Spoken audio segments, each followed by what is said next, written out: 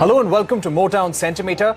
Just days after the centre announced measures to promote electric vehicles and make India a global electric vehicle manufacturing hub, Rajiv Bajaj, the managing director of Bajaj Auto, told CNBC-TV18 exclusively that while he was personally not in favour of incentives as the focus should be on sustainable technology, he did praise the government for putting its best foot forward by announcing measures which will significantly reduce costs.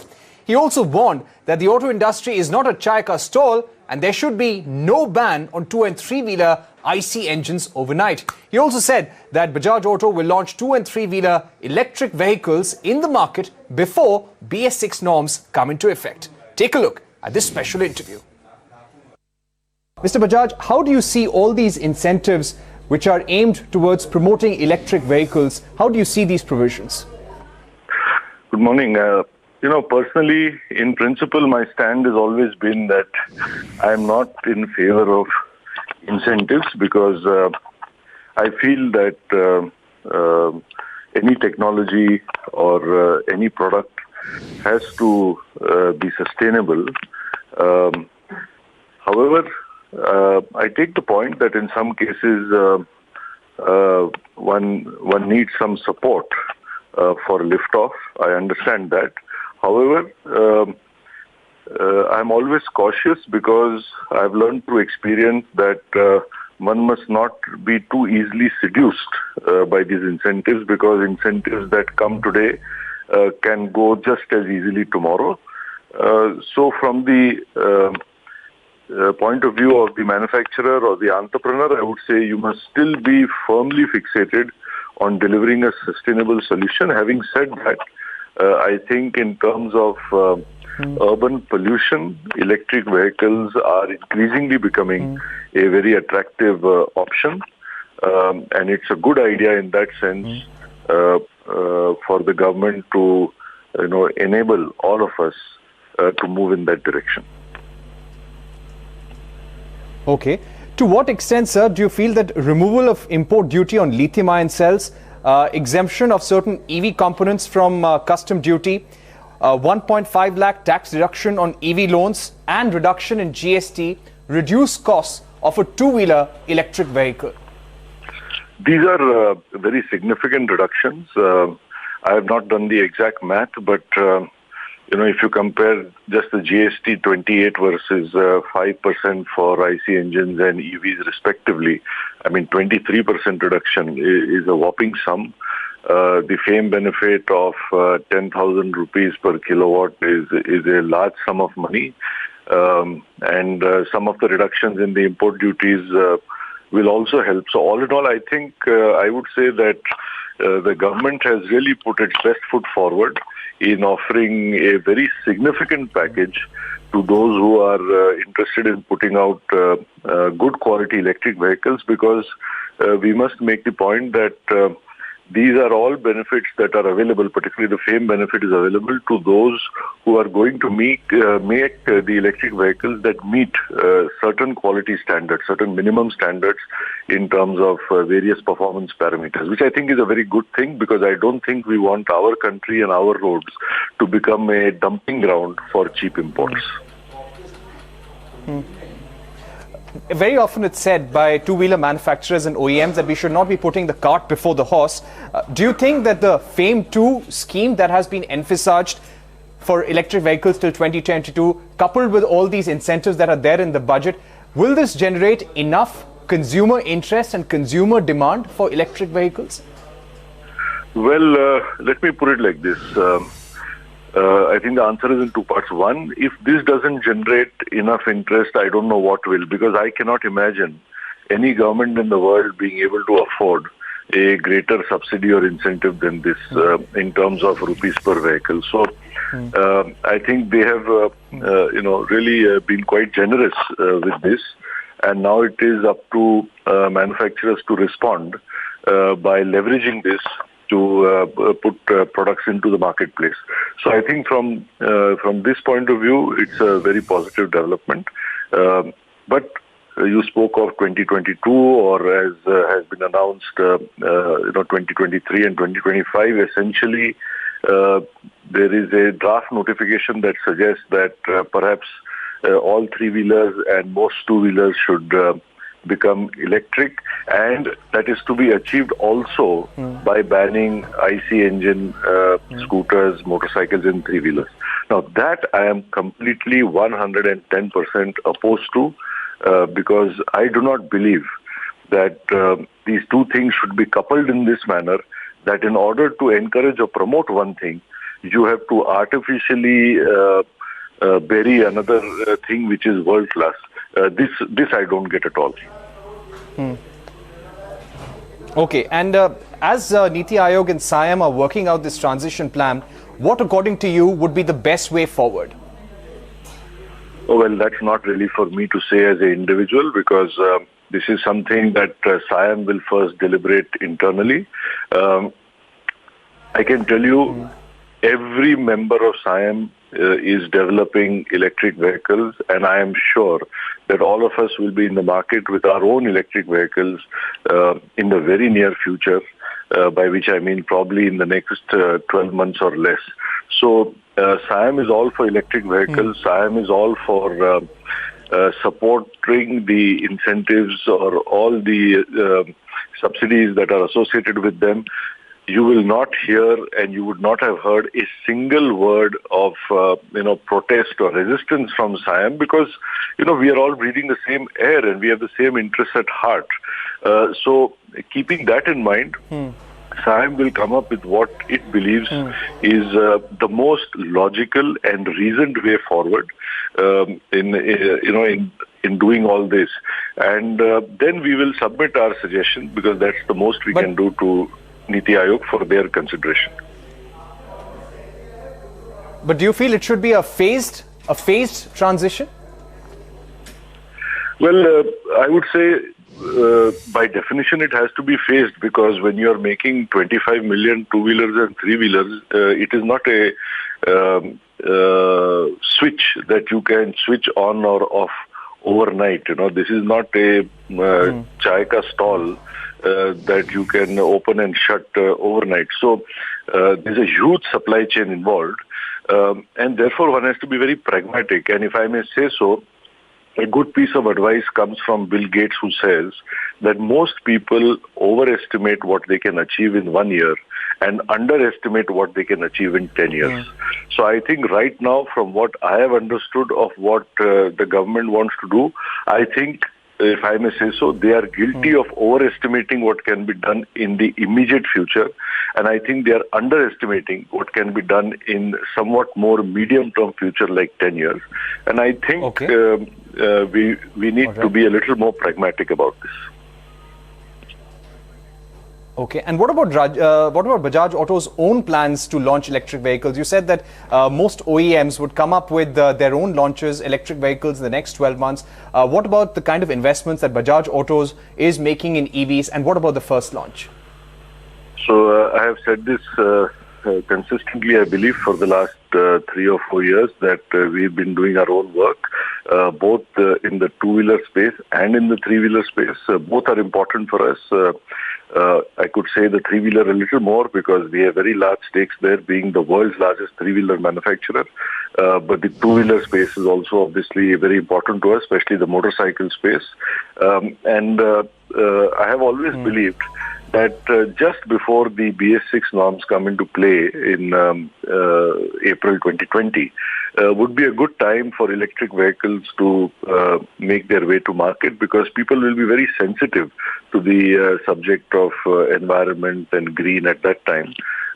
Also, current vehicles will get much more expensive with technology that enables them to comply with BS6 norms. So I have always believed that that would be a good time, just before April 2020.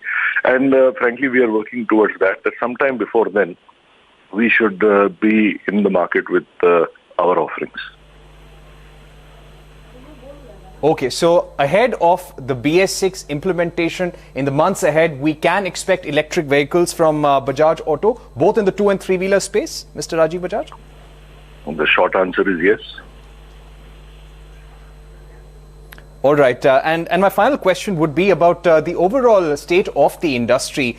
We've seen two-wheeler sales declining 5.9% in the month of June for Bajaj Auto.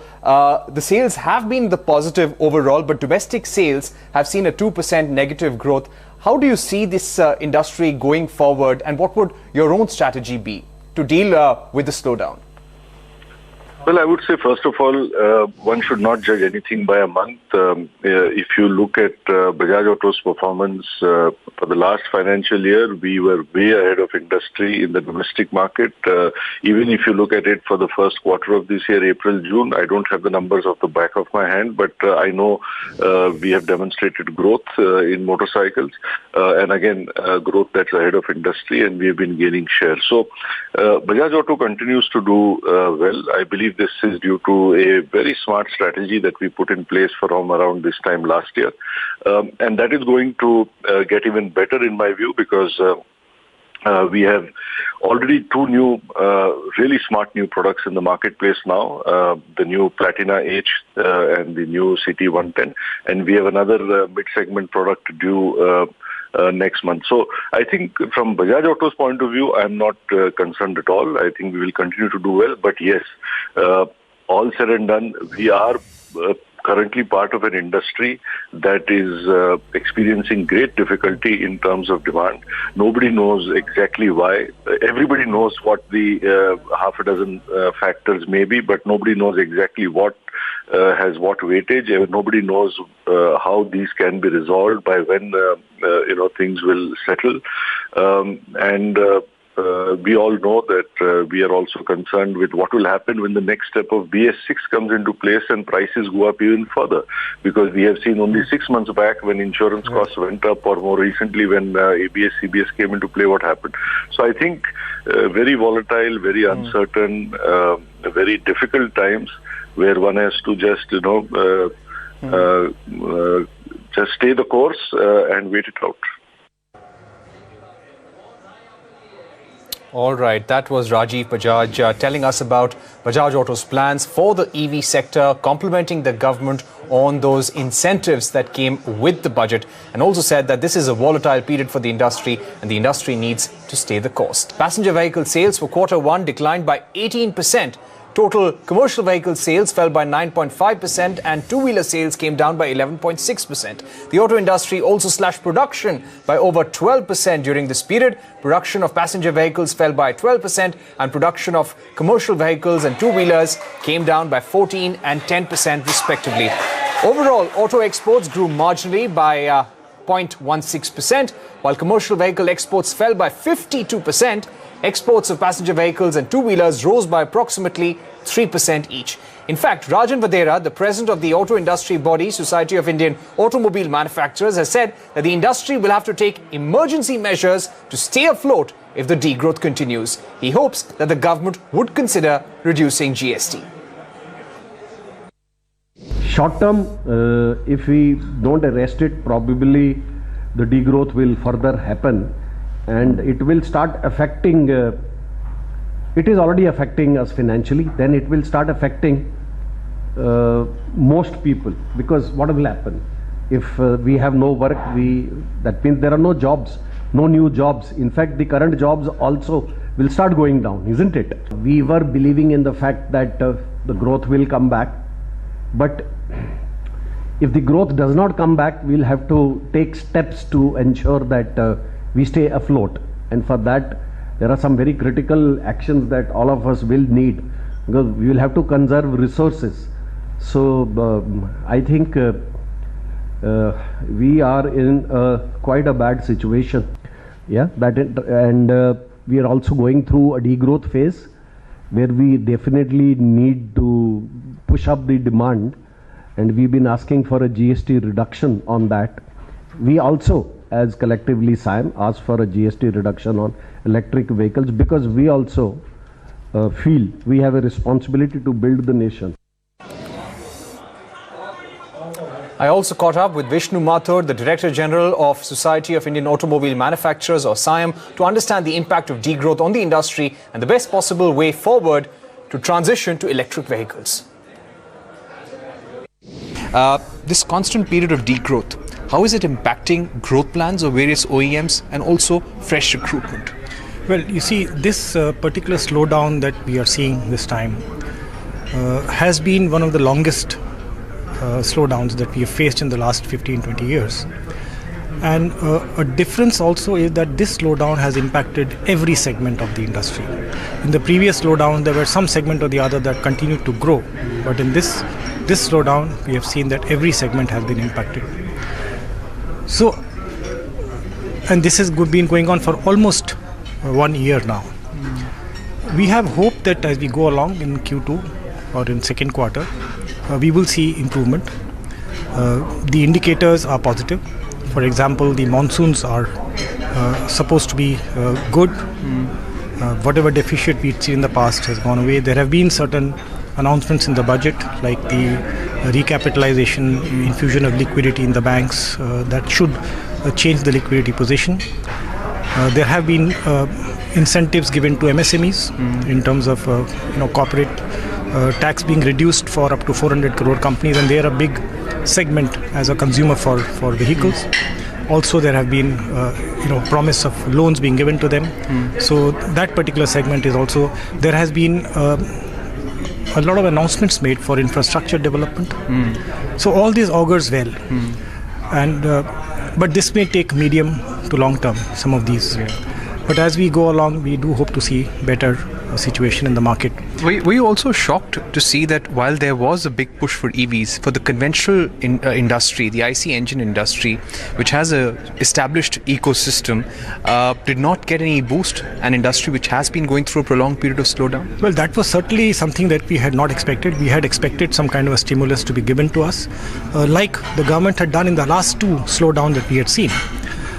Even if temporarily, the GST rates could have been brought down to kickstart the consumption pattern all over again.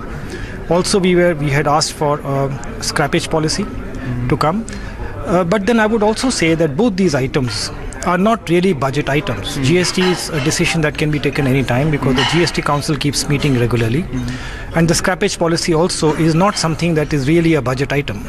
So it can be announced any time. So we are still hopeful, and we will go back to the government and ask them for the stimulus package. If this growth, if this constant degrowth is not arrested, do you think that it could lead to job cuts and other cost-cutting emergency measures by the OEMs? See, as you have already seen, most OEMs have gone in for planned as well as unscheduled production cuts. That is a way of reducing their production, and also to, in a sense, people are asked to be at home for those periods of time. So I think initially, if this kind of a situation continues, we would definitely see at the first stage, we could see stoppage in new hiring. And if this continues for even longer period of time, then I think companies will have to take hard decisions about how to manage their costs. So the appeal for GST reduction continues. On the EV space, a lot of budget incentives have been announced. Does this now give more confidence to the industry? And currently, the Niti Aayog and SIAM are in talks for the best possible roadmap for transition. Through your talks with various OEMs, what is the best possible road emerging currently? Well, I think firstly we should say that we are very happy that incentives have been given for promotion of EVs. In fact, all the incentives that have been given, the GST cut to 5%, the customs duty exemption on parts, and the income tax deduction available for purchasing of EVs, like in the case of housing. All these three recommendations were SIAM recommendations, which we had made in the white paper that we released in 2017, and also in the pre-budget memorandum. So all these are SIAM recommendations, and we are extremely happy that the government has accepted all these three recommendations. I think the discussion or the discourse that has been happening over the last 1 month on transition to EVs, the only issue is that we as an industry are not able to comprehend why there is talk of banning one technology to create space for another. We have seen many new technologies emerge over the last 15-20 years. Many of the things that you and I used to see when we were small children are no longer existing today. But we never had to ban those technologies to create space for the fresh one. whatever we have been in discussion with government, whether it is in the white paper, whether it is as a part of all our joint committees and discussions, we have been talking about a roadmap. We have been talking about a phase-wise introduction of vehicles, of electric vehicles of different types. And in the white paper that we released, as I said, in 2017, we had talked about a vision to achieve 40% EVs by 2030 and 100% by 2047. There was no empirical data to suggest 2047. I think we said it just because it's the year of independence. And we had no empirical evidence for saying 40% in 2030, but we felt it's something that we can look at as a vision, even if that was ambitious. So there will be discussion continuing with the government on this. I do not think banning is going to be the way forward. It is going to help anyone. But we will have to work out jointly a roadmap to bring in higher levels of EVs. It's not just the product that has to come in. The ecosystem has to be built. The charging infrastructure has to be built. And there are a lot of other things that have to fall into position, into place before the consumer feels fully comfortable with an EV. All right. Thanks for speaking to us, Mr. Mathur. So that was the DG SIAM telling us that a ban is something that the industry is definitely not in favor of, and they're hoping for a phased rollout of electric vehicles in the country. All right, so that was the Society of Indian Automobile Manufacturers cautioning against any hasty move towards electric vehicles and says that a phased roadmap is necessary. Now, the first budget of the second Narendra Modi government had a clear intent towards promoting electric vehicles. The finance minister announced an income tax reduction of 1.5 lakhs on EV loans, removal of custom duties on certain electric vehicle components and lithium-ion cells, and an intention to reduce the goods and services tax for electric vehicles to 5%. Centre has already rolled out the second phase of the FAME scheme with a total allocation of 10,000 crores to subsidize electric vehicles. To what extent will these measures reduce the price of electric vehicles? Alisha Sachdeva has this report. Well, the fact that the government wants to massively push Indian passengers to driving electric vehicles is not really a surprise anymore. As automakers, however, continue to reel under sales distress, Hyundai launched its first electric sedan Kona in India yesterday. Now, this is important because it was the first time that an electric vehicle was launched after Finance Minister Nirmala Sitharaman in her budget announced a tax benefit of up to 1.5 lakh rupees on the purchase, on the interest paid on loans taken to purchase an electric vehicle. But that was not all. There were a host of other incentives in the budget towards EV adoption, like a customs duty exemption on lithium-ion batteries, and also upfront monetary demand incentives within the FAME 2 scheme, towards which an outlay of 10,000 crore rupees was also detailed. Now, there's also a proposal before the GST Council to reduce the GST rates on electric vehicles from 12% currently to 5%. Now, with the models currently present in the market, let's take you through how much you really stand to save if you go out to buy an electric car or a two-wheeler at present. Let's begin with the newly launched Hyundai Kona, which comes at a price tag of around 25 lakh rupees. Now, on a 3-year loan period, Elara Securities Research has actually calculated that you could end up saving as much as 1,04,000 rupees, or about 4.2% of the total cost of your vehicle.